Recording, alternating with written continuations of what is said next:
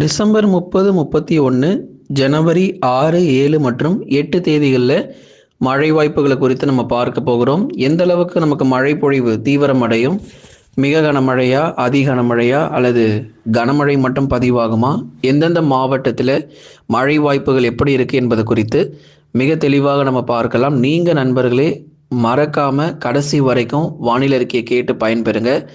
ஒவ்வொரு நாளும் துல்லியமான வானிலை அறிக்கை பொறுத்த வரைக்கும் கொடுக்கப்பட்டு வருது. கடந்த சில நாட்களாக பனிப்பொழியினுடைய தாக்கம் பொறுத்த வரைக்கும் ரொம்பவே அதிகமாக இருந்தது. எங்கே பார்த்தாலும் அதிகாலை நேரத்தில் மிக கடுமையான பனிப்பொழிவு பொறுத்தவரை கொட்டி தீர்த்தது.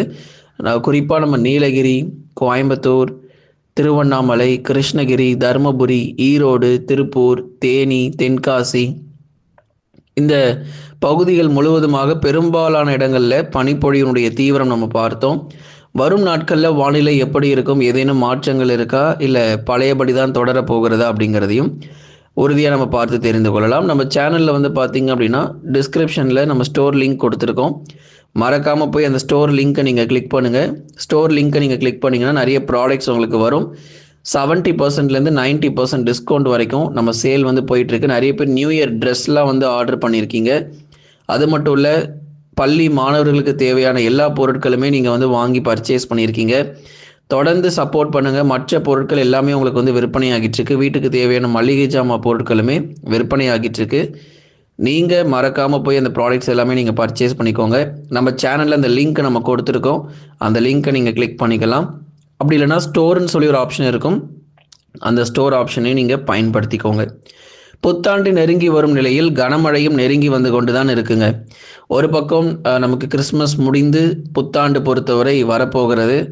இந்த புத்தாண்டு நாட்களில் ஒரு லேசான மழை மற்றும் மிதமான மழை வாய்ப்புகள் கடலோர மாவட்டத்தில் கணிசமாக அதிகரிப்பதற்கான வாய்ப்பு இருக்கும். புத்தாண்டு நெருங்கி வரக்கூடிய இந்த சூழ்நிலையில், பள்ளிகள் மீண்டும் திறக்கக்கூடிய இந்த சூழ்நிலையில் மறுபடியும் மழை வாய்ப்புகள் தமிழ்நாட்டில் அதிகரிக்க ஆரம்பிச்சிடும்.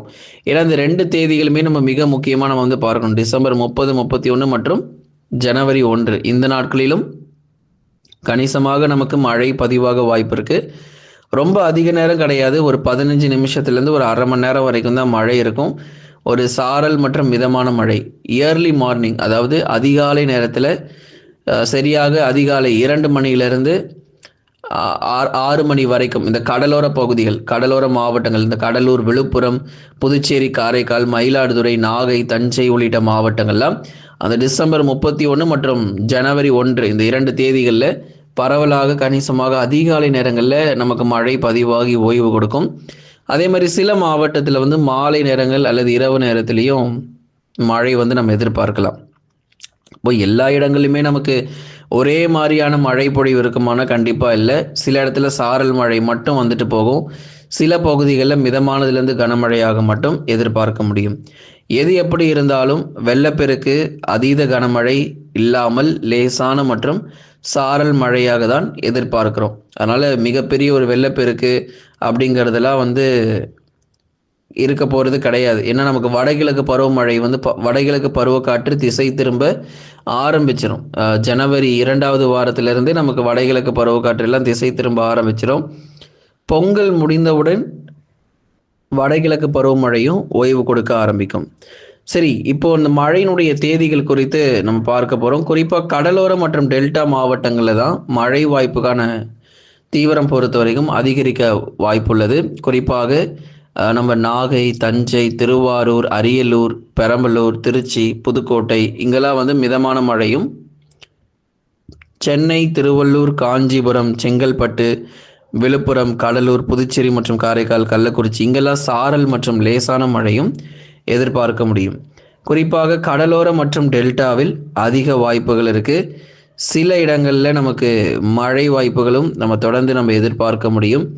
ஓரிரு இடங்களில் பரவலாக நமக்கு லேசான மற்றும் மிதமான மழையாக கடலோர பகுதிகளில் எதிர்பார்க்கலாம். மழை வாய்ப்புகள், மழையினுடைய தீவிரம், அதி கனமழை, அதீத கனமழை இதெல்லாமே நமக்கு வருவதற்கான வாய்ப்பு கிடையாது. இருந்தாலும் அந்த சாரல் மற்றும் மிதமான மழையாகவும், அதுக்கப்புறம் எப்போங்க கனமழை வரப்போகுது அப்படின்னா ஜனவரி 6, 7 மற்றும் 8 தேதிகளில் கனமழைக்கான வாய்ப்பு இருக்கும். டிசம்பர் 30, 31, ஜனவரி 1 லேசான மழை, சாரல் மழை, அவ்வளோதான். அது ரொம்ப பெரிய மழையெல்லாம் கிடையாது. ஆனால் ஜனவரி 6, 7, 8 தேதிகள், அப்புறம் பொங்கல் முடிந்த பிறகு சில நாட்கள் அப்படியே மழை பொழிவு ஆங்காங்கே பதிவாகிட்டு ஒட்டுமொத்தமாக வடகிழக்கு பருவமழை பொறுத்த வரைக்கும் ஓய்வு கொடுப்பதற்கான சாதகமான சூழ்நிலை உண்டு. அதனால் குறிப்பாக கடலோரம் மற்றும் டெல்டாவில் மட்டும் அதிக வாய்ப்புகள் நீங்கள் எதிர்பாருங்க. தமிழகத்தில் பனிப்பொழிவு அதிகாலை நேரத்தில் கண்டிப்பாக தீவிரமாக இருக்க தான் செய்யும். Nilgiri 4 degree Celsius, 5 degree Celsius இது போன்ற வெப்பநிலை தான் நிறைய இடங்களில் பதிவாகிட்டு இருக்கு. அதே மாதிரி கோயம்புத்தூர் தெற்கு பகுதி, வால்பாறை, சோலையாறு, சின்னக்கல்லார் இங்கேயும் நமக்கு மழை பொழிவுகள், மழை வாய்ப்புகள் பொறுத்த வரைக்கும் தீவிரமாகிறதுக்கான வாய்ப்புண்டு. தொடர்ந்து இங்கே லேசான மழை, சாரல் மழையாக இருக்கும். அதுக்கப்புறம் பனிப்பொழிவு ரொம்ப அதிகமாக இருக்கும். மழை வாய்ப்புங்கிறத விட பனிப்பொழிவு வந்து நம்ம ரொம்ப அதிகமாக எதிர்பார்க்கலாம். கோயம்புத்தூருடைய தெற்கு பகுதி வால்பாறையெல்லாம் வந்து 10 டிகிரி செல்சியஸ்க்கும் குறைவான வெப்பநிலை பொறுத்த வரைக்கும் பதிவாயிட்டு இருக்கு. கடுமையான குளிருடைய தாக்கம் பொறுத்த வரைக்கும் நீலகிரி, கோயம்புத்தூர் மாவட்டத்தினுடைய தெற்கு பகுதிகள், கோயம்புத்தூர் நகர பகுதிகளில் கூட பனிப்பொழிவு ரொம்ப அதிகமாக தான் இருக்குது. ஏன்னா பக்கத்திலேயே இந்த மலை பகுதிகள்லாம் இருக்கிறதுனால நகர பகுதிகளிலும் சற்று பனிப்பொழிவு கூடுதலாகவே நம்ம வந்து பார்க்க முடிகிறது. தேனி மற்றும் தென்காசியிலும் நிறைய மலைப்பகுதிகள் அருகாமையிலே இருக்கிறதுனால நகர பகுதிகள் பெரியகுளம், கம்பம், தேனி இது போன்ற பல இடங்களிலும் நகர பகுதிகளிலும் பனிப்பொழிவு வந்து அதிகமாக இருக்கிறத நம்ம பார்க்குறோம். மற்ற இடங்கள் தூத்துக்குடி, திருநெல்வேலி, கன்னியாகுமரி, ராமநாதபுரம் இது போன்ற கடலோர பகுதிகள், தென் மாவட்டத்தினுடைய கடலோரத்தில் வருகிற டிசம்பர் 30, 31 மற்றும் ஜனவரி 6, 7, 8 ஆகிய தேதிகளில் பரவலாக மழை வாய்ப்புகள் தீவிரமடைகிறது நம்ம பார்க்கலாம்.